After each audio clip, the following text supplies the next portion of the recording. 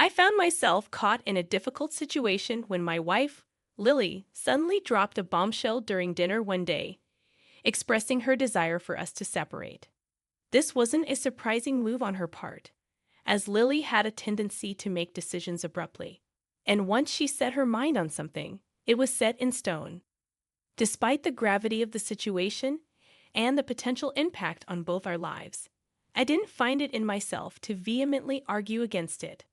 This wasn't because I was okay with the idea of divorce, but rather, I was grappling with the aftermath of losing my job due to the economic downturn caused by the Lehman Brothers shock. The company I had been working for went bankrupt, leaving me desperately searching for a new job, not just for my sake, but primarily for Lily's well-being. Despite sending out numerous resumes, I'd only secured interviews with 3 companies, none of which progressed to the final stage. The realization hit hard that my 5 years of experience in a subsidiary of a major automotive manufacturer didn't carry as much weight as I had hoped. It felt like my spirit was breaking under the weight of these challenges. Securing a job at my previous company had been a stroke of luck that I now appreciated more than ever. Reflecting on the past, I recalled the nerve-wracking job hunting period, where interviews were a significant hurdle for me. Public speaking discomfort and the prevalence of group interviews made it even more challenging. During one particular interview at my current workplace, a group discussion was part of the selection process.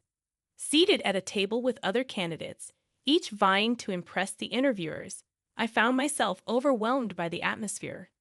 Unable to articulate even a fraction of my thoughts, I left the discussion feeling deeply discouraged, convinced I wouldn't pass, not even by some stroke of luck.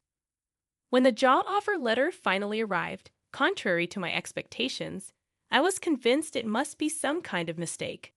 As I carefully checked the contents of the envelope, Lily, who was beside me, rejoiced as if it were her own achievement.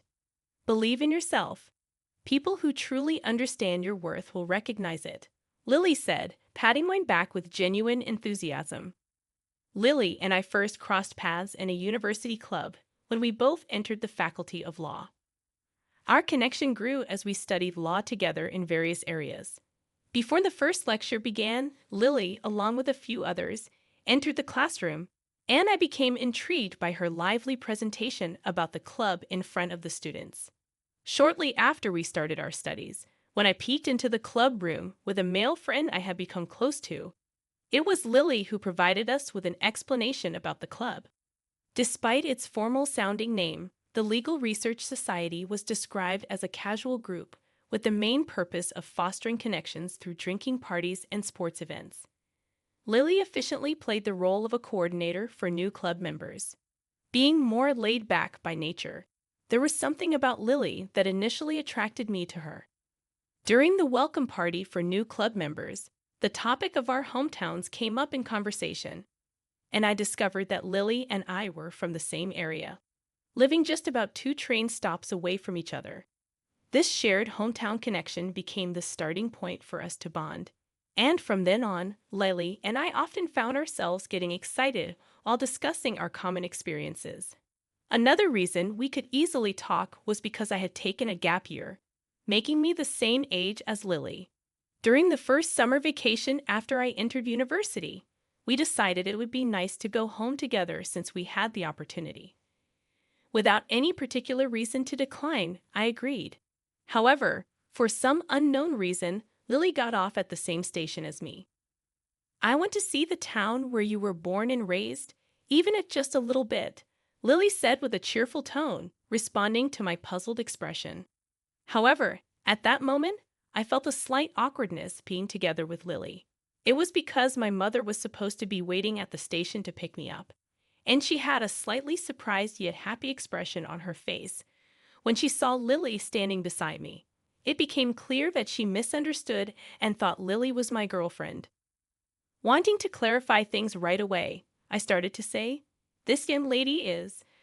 But before I could introduce Lily as my senior at university, she spoke up with a mischievous smile and said, "I am in a relationship with Jack.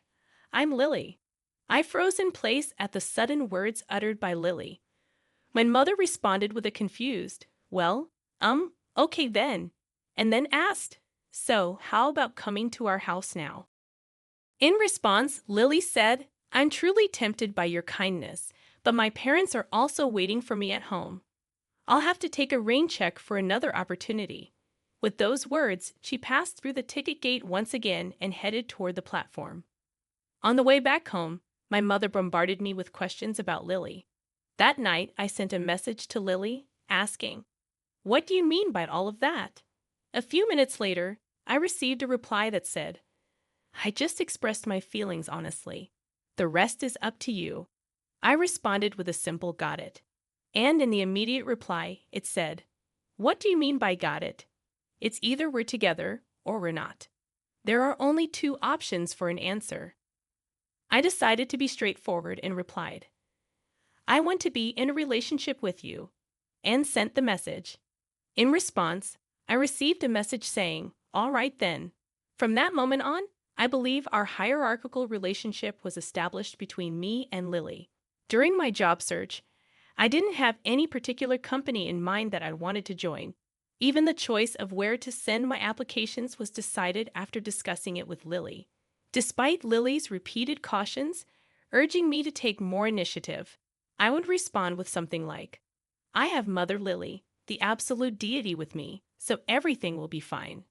At that time, I had little awareness of making decisions about my own life and was always receiving advice from Lily. For years after graduating from university, I married Lily, and our life together seemed to be going smoothly. Therefore, when Lily suddenly confessed to cheating on me, I was deeply shocked. She calmly stated, tomorrow morning, I will be leaving this house. As I am solely at fault, I will agree to whatever compensation you suggest. Please contact the lawyer I will appoint for further arrangements, and without any emotional expression, Lily entered the bedroom. Frustrated with my own helplessness, I couldn't even say a word or take any action in response to Lily's unexpected revelation. I couldn't sleep at all that night, and early the next morning, I heard the sound of Lily waking up and getting ready. The urgency to speak to her immediately surged within me, but I found myself at a loss for words and unsure of how to approach the situation. As a result, I remained still in bed. After I heard the sound of Lily closing the door and everything became quiet, I left the bedroom where I had been sleeping. At the dining table, breakfast was prepared for me, accompanied by a divorce document, the wedding ring, and the house key placed next to it. And note with the words, I'm sorry. Thank you so much for everything up until now, added to the weight of the moment. I collapsed in despair, crying out loud with tears overflowing from my eyes in such abundance that I couldn't believe there were so many tears within me. Eventually, I realized that I had fallen asleep on the floor of the dining room. With no motivation to do anything, I stared at the ceiling feeling lost. Remaining in a daze for a while, the image that emerged in my mind was Lily's smiling face. Despite the overwhelming sense of despair, I kept shaking my head, questioning the point of it all. However, Lily's smile wouldn't fade from my mind. It was then that I realized once again how much I truly loved Lily, and a thought struck me. I should be a man that Lily can be proud of. While some might perceive my sensitivity, or the decision to stand by a cheating partner as unnecessary, I firmly believed and trusted that Lily was my greatest ally and understanding partner. Afterward, I worked tirelessly and wholeheartedly. I took on tasks that I was not naturally inclined towards, such as sales as a contract employee, and also gained experience in more manual labor-oriented jobs. Despite the unfamiliar physical labor, there were times when I couldn't move the next day due to exhaustion. One day, I received a call from my former boss at the previous company. He informed me about an acquaintance recruiting staff for a children's care facility, asking if I'd be interested in giving it a try. It became evident that my former boss, who had been contacting me from time to time, had been keeping an eye on me since I hadn't found a job yet.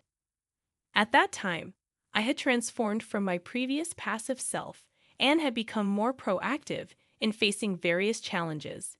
Through various jobs, I developed a stronger mindset of let's challenge anything and everything.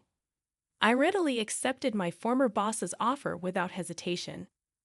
At the children's care facility, I encountered various types of children: cheerful ones, quiet ones, restless ones, quick-tempered ones, and many more. Despite their young age, many of these children had experienced things I couldn't even imagine. Looking back on my life, I felt the naivety and indulgence I had carried with me. As I sincerely engaged with the children, who were honest with their feelings, I realized that my own heart was being healed in the process. I began to think that maybe this is the place where I truly want to work. With my doubts gone and a lighter heart, I interacted with the children in a more natural and genuine way. One day, while doing desk work, I was called by the facility director. As soon as I entered the director's office, I froze in place because Lily's parents were there, both with solemn expressions. The facility director left the room, leaving us to talk. A few days later, on my day off from work, I headed toward a beach park nearby, a place full of memories where Lily and I used to take walks after getting married. Lily was already seated on the bench overlooking the harbor where the yachts were moored. Sitting down on the bench, I greeted her with a long time no see. As Lily turned around, she asked, "It's been a while. How have you been?" I left a little space between us, pondering whether Lily had cheated on me. "You didn't, did you?" "Cheat on me?" I asked straightforwardly. Lily nodded silently.